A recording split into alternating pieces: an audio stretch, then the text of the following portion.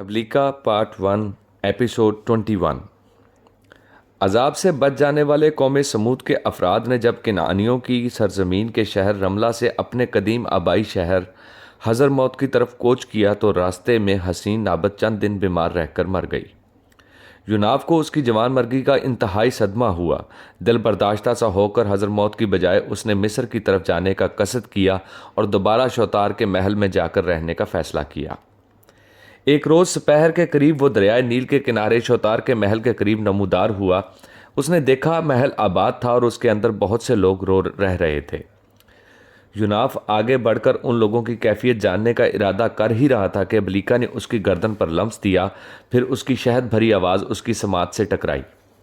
شوتار کا یہ محل مصر کے موجودہ بادشاہ سنفرو نے اپنے رشتہ داروں کو دے رکھا ہے اور اس نے اپنے اہل خانہ کے ساتھ اس کے اندر رہائش اختیار کر لی ہے۔ اگر تم چاہو تو شوتار کا محل ان سے خالی کرا لو اور پہلے کی طرح اس میں رہائش رکھ لو کہ تم یہ محل خالی کرانے کی قوت رکھتے ہو۔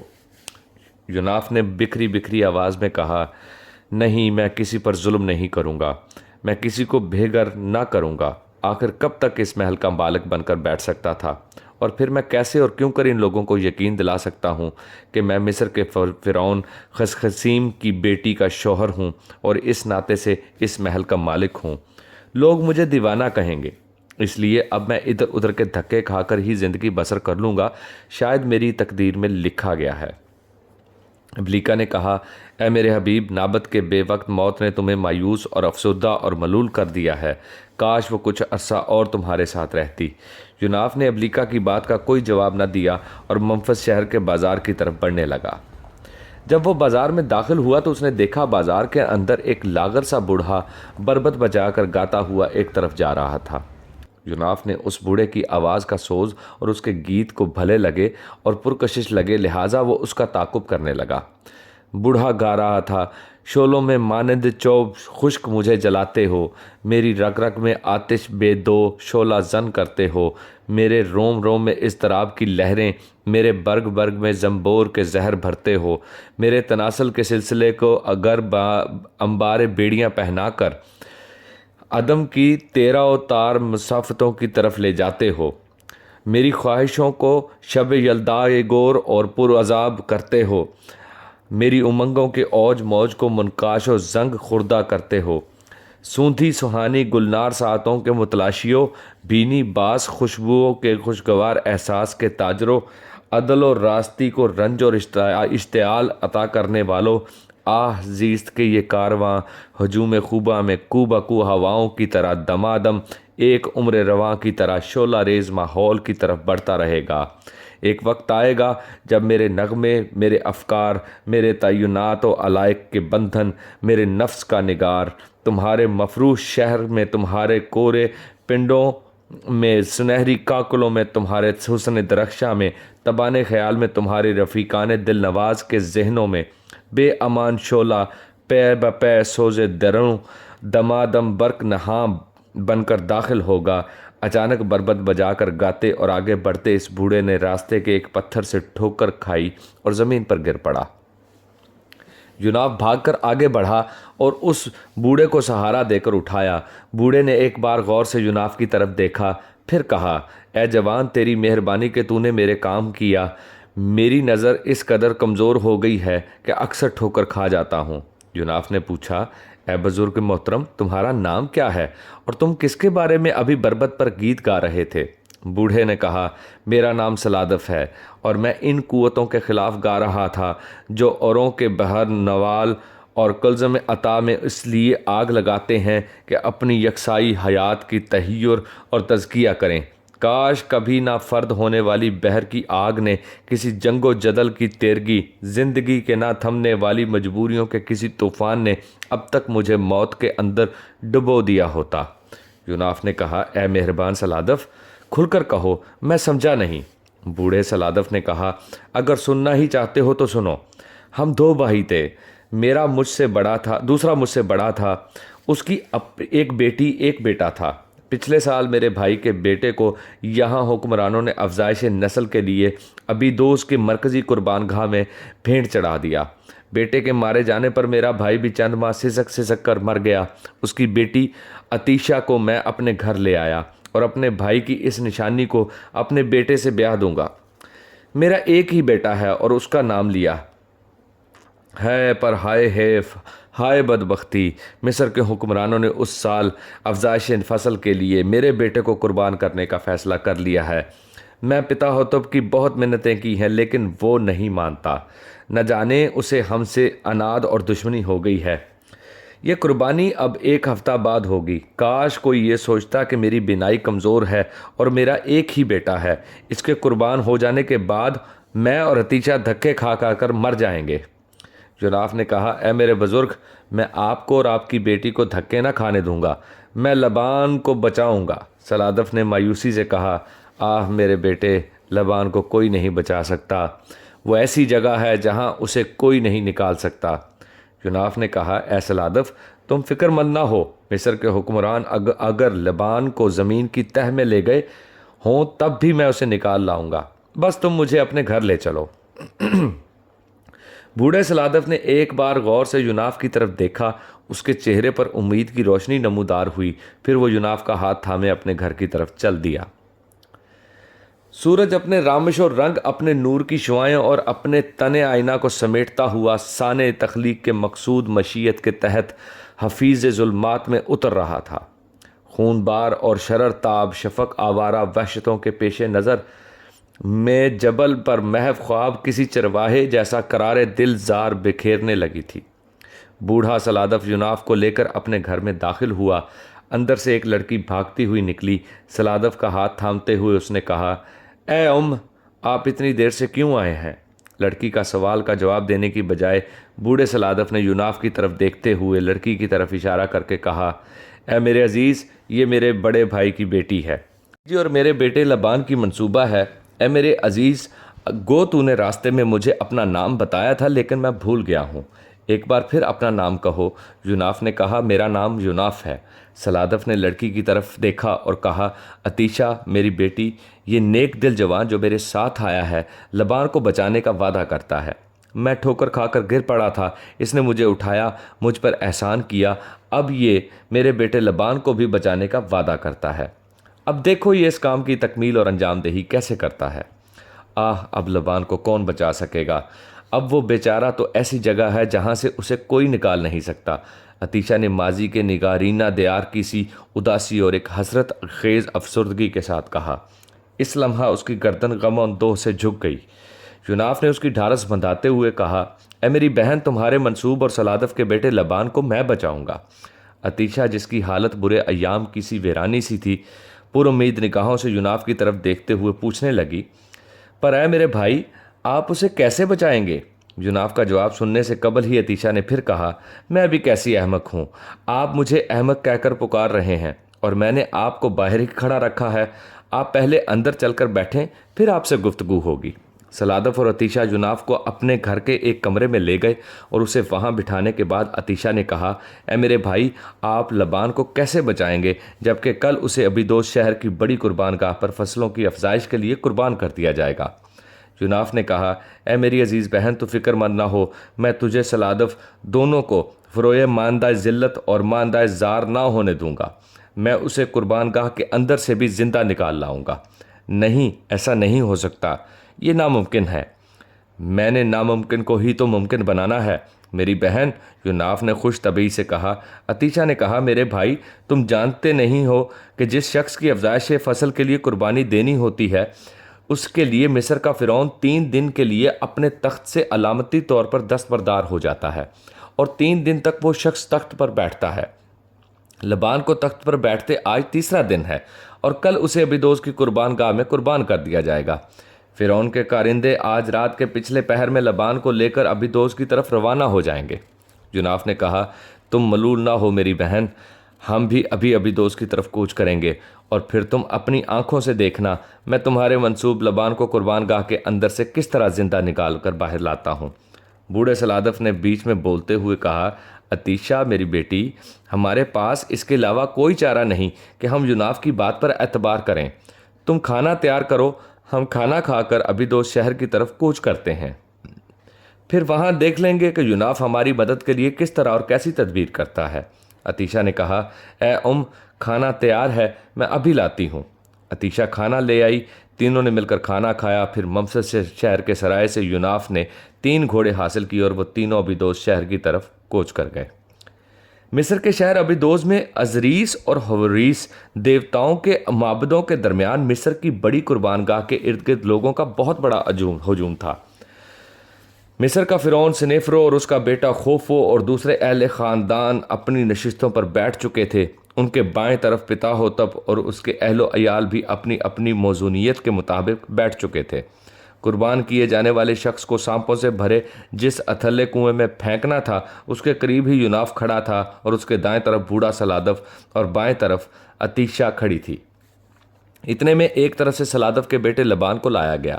اسے موت کے دیوتا انوبس کے مندر کے بڑے پجاری نے پکڑ رکھا تھا، جس نے گیدڑ کا چہرہ لگانے کے علاوہ گیدڑ کی کھال بھی پہن رکھی تھی۔ پھر وہ اپنے چند ماتحت پجاریوں کی مدد سے لبان کو رسیوں میں جکڑنے لگا۔ اس موقع پر سلادف اور عتیشہ کی حالت نالائے نیم شبی اور آہ سحرگاہی میں جیسی ہو گئی تھی۔ پھر سلادف نے سوز و پہم میں ڈوبی مجذوبانہ آواز میں یوناف سے پوچھا، یوناف میرے بیٹے، اب تو لبان کو قربانی کے کنویں میں پھینکنے لگے ہیں، کیا تمہارے خیال میں اب بھی میرے بیٹے کو بچا لینا ممکن ہے؟ میرے بزرگ، تم مایوس نہ ہو، میں اپنا وعدہ ہر صورت میں پورا کروں گا۔ سن رکھو، تم اپنے بیٹے کو زندہ سلامت اپنے ساتھ اپنے گھر لے کر جاؤ گے۔ میں تمہارے بیٹے کے خلاف ان کی ہر سازش کو ناکام بنا دوں گا۔ یوناف نے سلادف کو ڈھارس اور تسلی دینے کے انداز میں کہا۔ اس بار عتیشہ بولی، اے میرے بھائی، آپ کی گفتگو اور آپ کا رویہ ہمارے لیے ناقابل فہم ہے۔ یوناف نے کہا، اب تم دونوں چچا بھتیجی خاموش رہو اور چپ چاپ صبر کے ساتھ دیکھتے جاؤ کہ میں تم سے کیا ہوا وعدہ کیسے پورا کرتا ہوں۔ سلادف اور عتیشہ دونوں خاموش ہو گئے۔ یوناف ان دونوں سے ذرا ہٹ کر ایک طرف ہو گیا۔ پھر اس نے سرگوشی میں پکارا، ابلیکا تم کہاں ہو؟ ابلیکا نے فوراً اس کی گردن پر لمس دیا۔ پھر اس کی سماعت میں رس کھولتی اس کی آواز سنائی دی، اے میرے حبیب، میں یہیں تمہارے قریب ہی ہوں۔ یوناف نے کہا، سنو ابلیکا، یہ موت کے دیوتا انوبس کے معبد کا بڑا پجاری جو گیدڑ کا چہرہ لگائے ہوئے ہے، اس سے میں قربان گاہ کے کنویں میں پھینک دوں گا۔ جب اسے سانپ ڈس لیں اور یہ مر جائے تو تم فوراً حرکت میں آنا اور قربان گاہ کے اس کنویں میں جس قدر سانپ ہیں سب کو ہلاک کر دینا۔ اس کے بعد تم فرعون سنیفرو پر وار کر دینا اور اسے یہ اعلان کرنے پر مجبور کرنا کہ بڑے پجاری کی قربانی کافی ہے، لہٰذا لبان کو چھوڑ دیا جائے۔ ابلیکا نے الہان کا ایک زیرو بم برپا کرتی ہوئی آواز میں کہا، اے میرے حبیب، ہر کام تمہاری خواہش کے مطابق ہوگا۔ ساتھ ہی ابلیکا نے اسے علیحدہ ہو گئی۔ جب لبان کو رسیوں میں جکڑ کر قربان گاہ کے کنویں میں پھینکنے کے لیے اوپر کھینچا جانے لگا تو موت کے دیوتا انوبس کا پجاری کنویں میں پختہ منڈیر کے پاس کھڑا رہا۔ یوناف نے اپنی سری اور لاہوتی قوتوں کو عمل میں لا کر اپنی آنکھ کا اشارہ کیا اور موت کے دیوتا کا وہ پجاری اچھل کر قربان گاہ کے کنویں میں جا گرا۔ کنویں کے اندر ان گنت سانپوں نے اسے ڈس لیا اور وہ مر گیا۔ اسی لمحہ ابلیکا حرکت میں آئی اور اس نے قربان گاہ کے سارے سانپوں کو ہلاک کر کے رکھ دیا۔ اسی وقت قربان گاہ کے اندر گر کر مر جانے والے بڑے پجاری کے ماتحت پجاریوں نے ہوا میں معلق لبان کی رسیاں ڈھیلی کر دیں اور وہ کنویں میں جا گرا۔ اس دوران ابلیکا تمام سانپوں کا خاتمہ کر کے سنیفرو پر وارد ہو چکی تھی۔ پجاریوں نے جب دیکھا کہ ان کا بڑا پجاری مر چکا ہے جبکہ قربان کیے جانے والا جوان زندہ ہے اور قربان گاہ کے سارے سانپ بھی مر چکے ہیں تو شور مچانے لگے۔ فرعون سنیفرو اور وزیر پتا ہوتب بھی بھاگ کر وہاں آ گئے۔ فرعون نے جو یہ کیفیت دیکھی تو اس نے پجاریوں کو مخاطب کر کے فیصلہ کن انداز میں کہا، اس بڑے پجاری کی قربانی ہی کافی ہے، اس جوان کو رہا کر دیا جائے۔ ان پجاریوں نے لبان کو کھینچ کر باہر نکالا اور اس کی رسیاں کھول کر اسے رہا کر دیا۔ اسی دوران سلادف اور عتیشہ بھی یوناف کے ساتھ کنویں کی منڈیر کے قریب آ کھڑے ہوئے۔ رہا ہونے کے بعد لبان نے اپنے باپ سلادف کو دیکھا تو بھاگ کر آیا اور اس سے لپٹ گیا اور بولا، اے میرے باپ، یہ میری کیسی خوش بختی ہے کہ میں قربان ہونے سے بچ گیا ہوں۔ یہ پہلا موقع ہے کہ ایسا ہوا ہے، ورنہ جو بھی یہاں لایا جاتا ہے موت نے اسے ضرور اپنا لقمہ اجل بنایا۔ سلادف نے لبان کا علیحدہ کرتے ہوئے کہا، تو بچ نہیں گیا میرے بیٹے، بچا لیا گیا ہے۔ پھر اس نے اپنے قریب کھڑے یوناف کی طرف اشارہ کر کے کہا، تو اس جوان کا شکریہ ادا کر کہ اس کا نام یوناف ہے اور اسی نے تیری جان بچائی ہے۔ قبل اس کے کہ لبان یوناف سے مخاطب ہو کر کہتا، عطیشہ نے یوناف کو مخاطب کرتے ہوئے کہا، اے میرے بھائی، تو نے اپنا وعدہ پورا کر دکھایا۔ اپنے قول کے مطابق تو نے لبان کو عین قربان گاہ سے بچا لیا۔ اے میرے بھائی، میں تیرا شکریہ کیسے ادا کروں؟ یوناف نے کہا، جب بھائی کہتی ہو تو پھر شکریہ کیوں ادا کرتی ہو؟ میرے لیے یہی سب سے بڑی نعمت ہے کہ تم میری بہن ہو۔ دیکھ میری بہن، میرے پاس کچھ شریک کو طاقتیں ہیں جن کی بنا پر میں نے موت کے دیوتا کے پجاری کو قربان گاہ میں پھینک دیا، اور ایسی شریک قوت سے کام لے کر میں نے لبان کے نیچے گرنے سے قبل ہی قربان گاہ کے سارے سانپوں کو ہلاک کر دیا تھا۔ لبان تیزی سے آگے بڑھا اور یوناف کو اپنے ساتھ لپٹاتے ہوئے اس نے کہا، اے جوان، میں نہیں جانتا تم کون ہو، کہاں سے آئے ہو۔ کاش میں ایسے موقع پر میں ایسے الفاظ جمع کر سکتا جس سے کم از کم تمہاری اس نیکی کا شکریہ ادا کر سکتا۔ لبان کی اس گفتگو کے جواب میں سلادف نے وہیں کھڑے کھڑے یوناف سے ملاقات اور وہاں سے آنے کے حالات بیان کر دیے۔ یوناف نے ان تینوں کو مخاطب کر کے کہا، اب تم تینوں جاؤ اور اپنے گھر میں سکون اور خوشی کی زندگی بسر کرو۔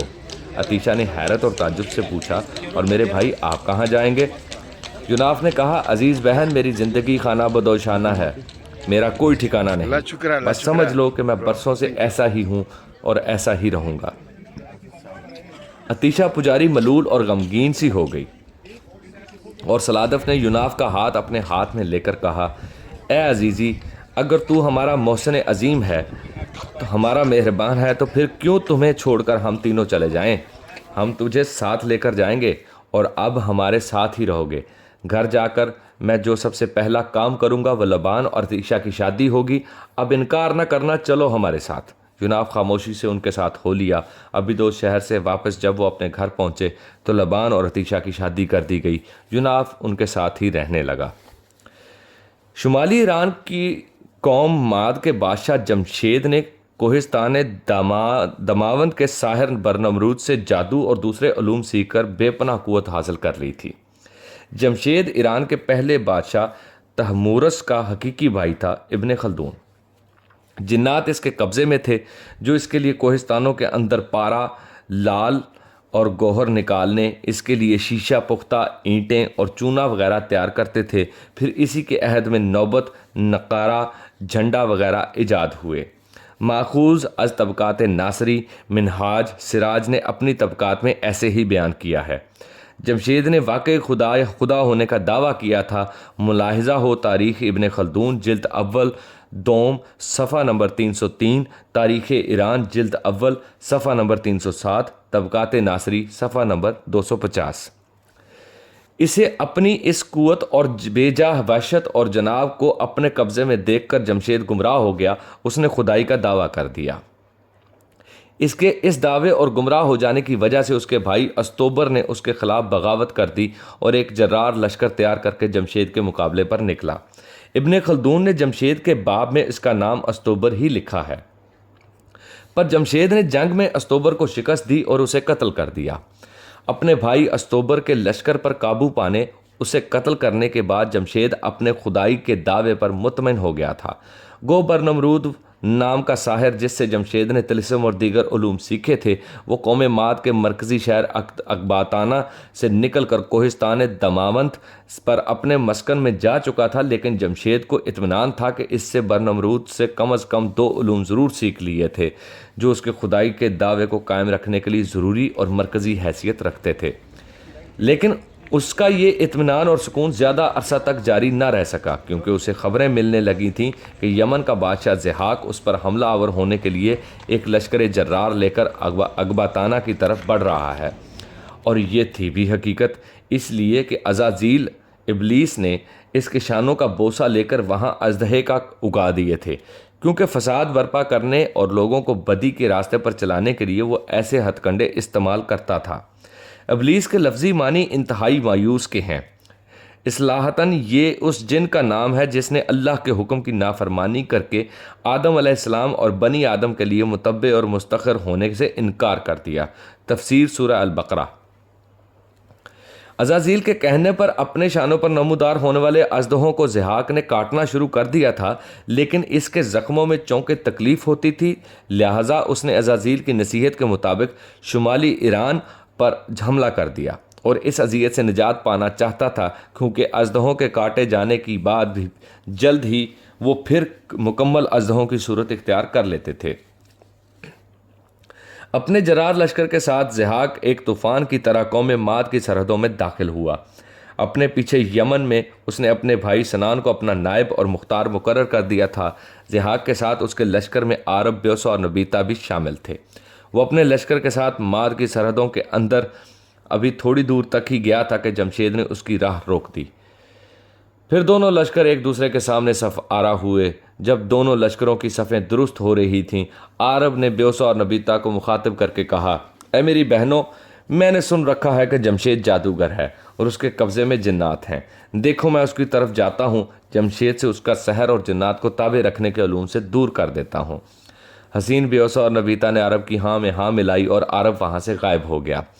جس وقت ضحاک اپنے شہر کے لشکر کی صفیں درست کرنے اپنے لشکر کے سامنے آیا، اس وقت ایک طرف سے عرب اپنا گھوڑا دوڑاتا ہوا آیا۔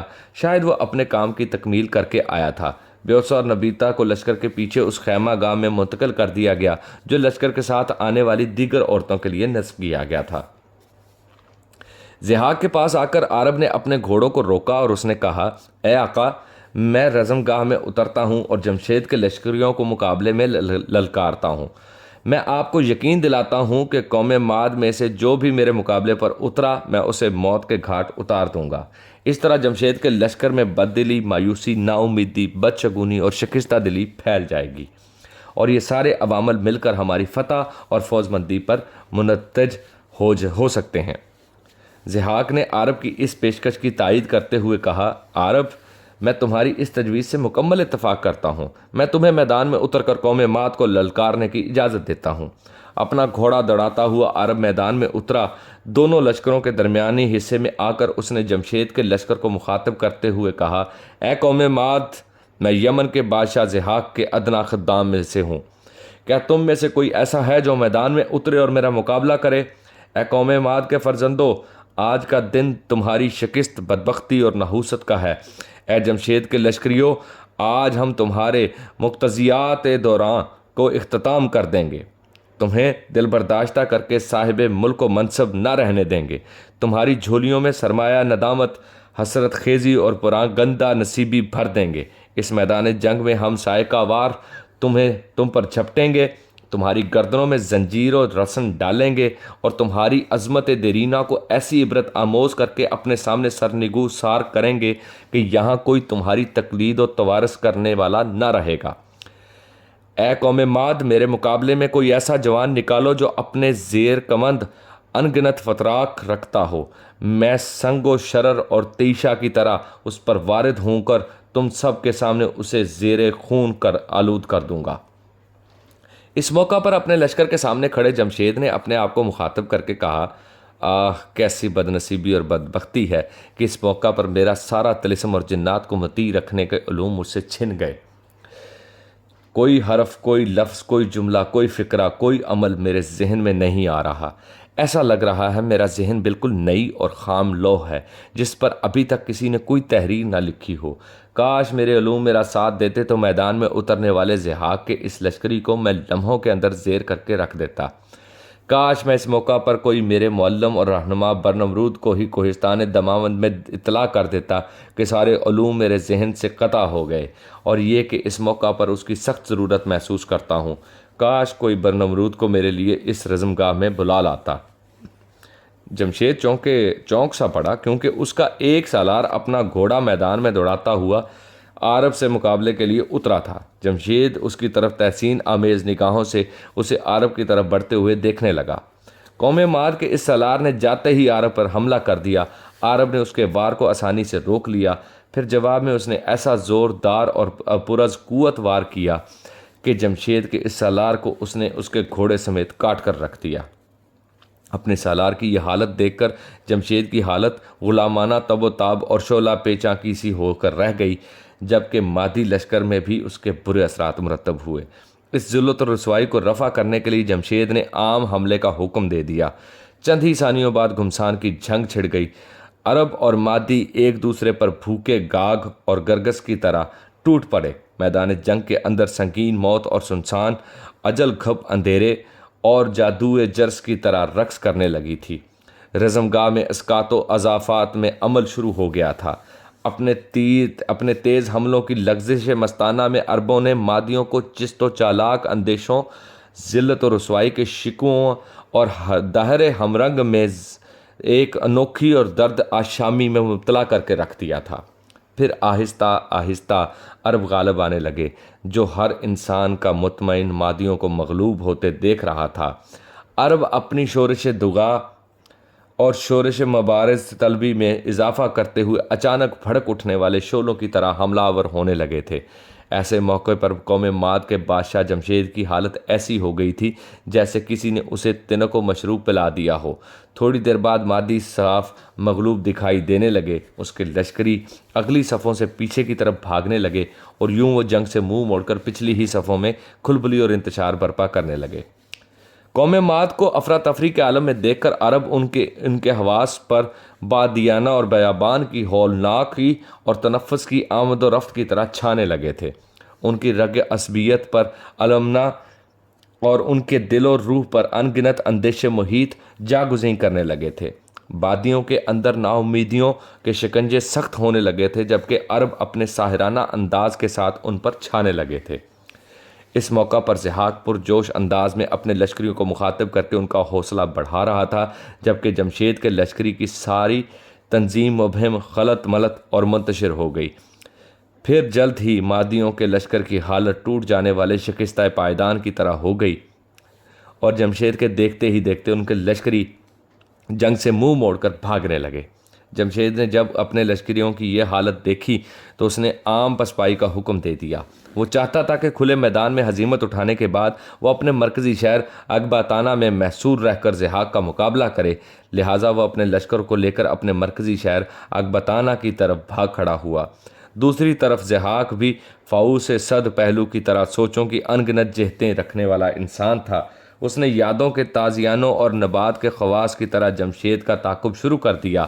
اب مادی آگے آگے اور عرب ان کے پیچھے پیچھے اس انداز میں بھاگ رہے تھے کہ جس طرح انگنت بھوکے بھیڑیوں لومڑیوں کا شکار کرتے ہیں۔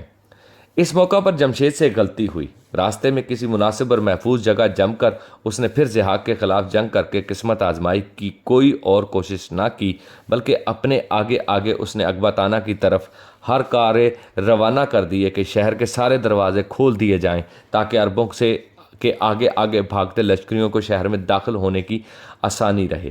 یہی غلطی جمشید کو مار گئی۔ جب وہ عربوں کے آگے آگے بھاگتا ہوا اکباتانہ شہر میں داخل ہوا تو ضحاک بھی اپنے لشکر کے ساتھ شہر میں داخل ہو گیا۔ جمشید کا خیال تھا کہ وہ 7 فصیلوں والے اس شہر میں داخل ہو کر محفوظ ہو جائے گا، لیکن یہاں ساری تدبیریں اس کی سوچوں کے برعکس ہو گئی تھیں، اس لیے کہ ضحاک نے اکباتانہ میں داخل ہو کر اس کے لشکر کا قتل عام شروع کر دیا تھا۔ اس کے علاوہ ضحاک نے شہر اکباتانہ کے ہر محلے اور کوچے کو اپنے مناد روانہ رویے کے جو شہریوں کو مخاطب کر کے یہ منادی کرنے لگے کہ شہری جنگ میں حصہ نہ لیں، اپنے اپنے گھروں کے اندر بند رہیں، اس طرح وہ محفوظ رہیں گے اور ان کے جان اور مال کی حفاظت کی جائے گی۔ اگر انہوں نے بھی باہر نکل کر ہتھیار اٹھانے کی کوشش کی تو ان کا بھی قتل عام شروع کر دیا جائے گا۔ ان منادوں کے اعلان کا خاطر خواہ اثر ہوا، لوگ اپنے اپنے گھروں میں بند ہو گئے اور ضحاک اور اس کے عرب لشکری قوم ماد کے لشکر کا قتل عام کرتے رہے۔ جب جمشید کے لشکر کی تعداد قتل عام کے بعد نہ ہونے کے برابر رہ گئی تو بچے کچے لوگوں نے ہتھیار ڈال کر امان طلب کی۔ ضحاک نے انہیں معاف کر دیا، جبکہ جمشید کو زندہ گرفتار کر لیا گیا۔ اس کے ساتھ ہی شاہی خاندان کے سارے افراد کو بھی گرفتار کر لیا گیا۔ شہر کے اندر ضحاک نے عام معافی کا اعلان کر دیا تاکہ عام لوگ جمشید کو بھول کر اس کے حق میں ہو جائیں۔ جب جمشید کو ضحاک کے سامنے پیش کیا گیا تو ضحاک چند ثانیوں تک غور سے اسے دیکھتا رہا، پھر اس نے پوچھا، اے گناہوں کے فرستادہ، تو نے اپنی حالت دیکھی؟ ہم نے تمہارے عہد گزشتہ کو تمہاری طاقت تحمل اور بساط ذہن کو کپ کپاتے جھٹپٹ اور پھیلتی دھند میں مبتلا کر دیا۔ کیا ہم نے تم پر ضربیں لگا کر تمہاری حالت گلخیزی کی بکھری ہوئی خشک پتیوں کی طرح جیسی نہیں کر دی؟ کیا ہم نے تم پر اندوہ غم طاری کر کے اور تم پر ناخوشگوار حالت مسلط و حاوی کر کے تمہاری حالت عذاب زدہ ذہن جیسی نہیں کر دی؟ جمشید نے کوئی جواب نہ دیا۔ گردن جھکائے وہ سراپا نیوش کھڑا اکبتانہ کے اندر جو لوگ اس کے مخالف اور دشمن تھے وہ بھی ضحاک کے قریب جا کھڑے ہوئے تھے۔ ضحاک نے پھر اس سے کہا، اے جمشید دیکھ، میں تجھے ایک ناخوشگوار خبر دیتا ہوں۔ تو جانے پانی ہمیشہ نشیب کی طرف رواں ہوتا ہے۔ میرے سامنے تو اس وقت نشیب ہے سو میں تیرے خلاف نفرت کے نوشخند کا اظہار کرتے ہوئے تجھے آرے میں چیرنے اور تیرے سارے رشتہ داروں کو قتل کرنے کا حکم دیتا ہوں۔ ضحاک کے حکم پر جمشید کو آرے میں چیر دیا گیا اور اس کے رشتہ داروں کو قتل کر دیا گیا۔ ماخوذ از تاریخ ایران صفحہ نمبر 37، تاریخ ابن خلدون صفحہ نمبر 303۔ پھر ضحاک نے جمشید کے دشمنوں کو جو وہاں جمع تھے پوچھا، کیا جمشید کے خاندان سے کوئی زندہ بچا ہے؟ جمشید کے ان دشمنوں میں سے ایک نے کہا، اے بادشاہ، قوم ماد کے حکمران طبقے میں تقریباً سبھی لوگ مارے گئے ہیں۔ ہاں، ایک شہزادہ جس کا نام فریدوں ہے پہلے ہی اکبتانہ سے بھاگ گیا تھا۔ فریدوں کا نام یہی شہزادہ بعد میں ضحاک کی تباہی اور بربادی کا سبب بنا۔ جس وقت اسے آپ کی فتح اور جمشید کی شکست کا علم ہوا وہ اسی وقت طبرستان کی طرف بھاگ گیا تھا۔ اے بادشاہ، ہو سکتا ہے آنے والے دور میں یہی فریدوں تمہارے لیے آلام اور مصیبتوں کا باعث بن جائے۔ ضحاک نے کہا، میں فریدوں کو یوں ہی نہ چھوڑوں گا، میں اس کے پیچھے اپنے آدمی روانہ کروں گا جو اسے ڈھونڈ کر تہہ تیگ کر دیں گے۔ پھر ضحاک اپنے آدمیوں کے ساتھ اکبتانہ کے انتظام اور انصرام میں لگ گیا، تاہم اس نے اپنے آدمی فریدوں کے تعاقب میں روانہ کر دیے تھے، لیکن فریدوں کا بھی اس تعاقب کی خبر ہو گئی، لہٰذا وہ طبرستان سے بھی بھاگ گیا اور رے شہر میں جا کر گمنامی کی زندگی بسر کرنے لگا۔